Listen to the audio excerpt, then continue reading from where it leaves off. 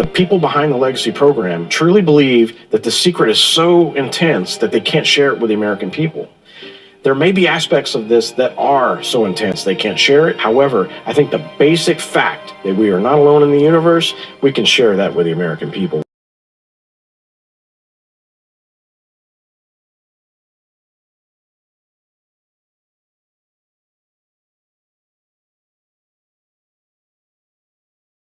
Hopefully, one day, the American people will learn the bigger story and how it impacts us all.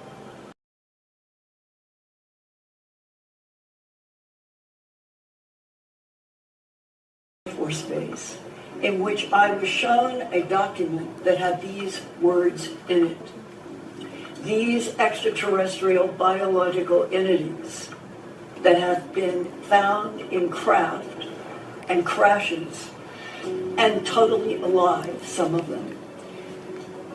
These extraterrestrial biological entities manipulated DNA in already evolving primates to create Homo sapien. All questions and mysteries about the evolution of Homo sapien on this planet have been answered, and this project is closed. And I'm reading this document at Kirtland Air Force Base. Dr. Bob would receive all of these are government documents about UFOs and ETs. One of them, called the Interplanetary Phenomenon Unit Summary, Top Secret Ultra. Quote, the extraordinary recovery of fallen airborne objects in the state of New Mexico between July 4th to 6th of 1947. This summary was prepared by Headquarters Interplanetary Phenomena Unit, Scientific and Technical Branch, Counterintelligence Directorate, as requested at the express order of the Chief of Staff. That is true. That all happened. There was more than one, but there was at least one crashed UFO disc that came down between July 4th and July 6th. And I now want to bring up one of my reports at Earth Files about the most disturbing aspect of this investigation was there were other bodies found not far from Landing Zone 1 that looked as if they had been dissected as you would a frog. It is not known if Army field surgeons had performed exploratory surgery on these bodies. Animal parts were reportedly discovered inside the craft at Landing Zone 2, but this cannot be confirmed. Date, July 22nd, 1947. Goes into perhaps the answer to the horrible secret that people have alluded to about UFOs and ETs and have been alluding to, and why American policy ever since has been to deny that extraterrestrial existence is true, but to deny it at all costs, begin with the fear and shock that President Harry Truman and his close associates felt when they allegedly learned that dissected humanoids and animal parts were found inside and near at least two of the UFOs that crashed in New Mexico in 1947. September 24th, 1947. July to August, August to September. So it's 2 months and a week later. Operation Majestic 12 is created by President Harry S. Truman. Many people believe that there's a secret government within the government, something called MJ-12 or Magic 12 or Majestic. This document is easily the most controversial in UFO circles. It is supposedly a briefing document prepared in 1952. These are Majestic 12 research, investigation, and reporting documents. After September 24th, 1947, and the creation of Operation Majestic 12, what happens next?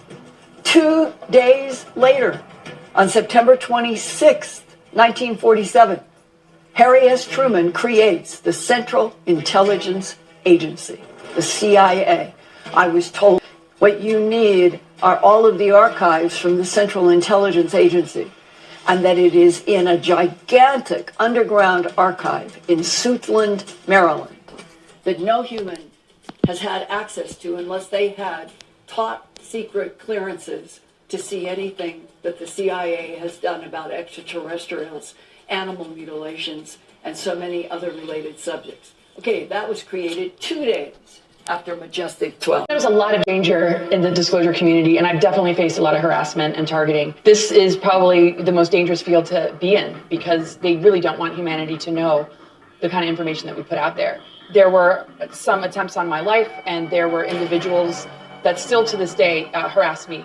There are a lot of false narratives. There are plants that are put in place to spread disinformation, but there's also, smear campaigns to those that are counteracting that. So it's very, very difficult for people to get to the bottom of things.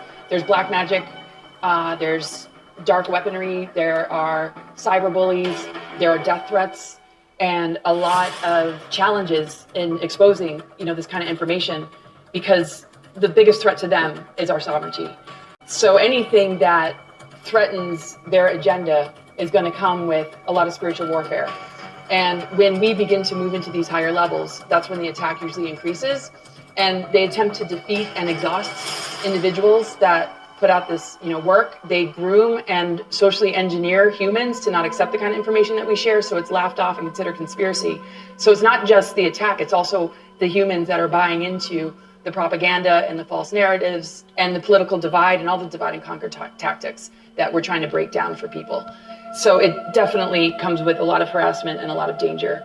But in recognizing this, we can only become stronger. And this is a very, very important and critical time to just move through that, not take it personally, not let it exhaust us, because in actual fact, we're exhausting them.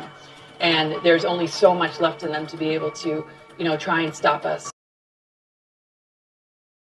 I want to tell the American people what I know, but I can't because a vast majority of it remains highly classified. I feel tremendous pressure to share what I can because I know there will come a time where we all wish we had done things differently. That moment is imminent. And when that moment comes, I know people will say, I wish somebody would have told me sooner.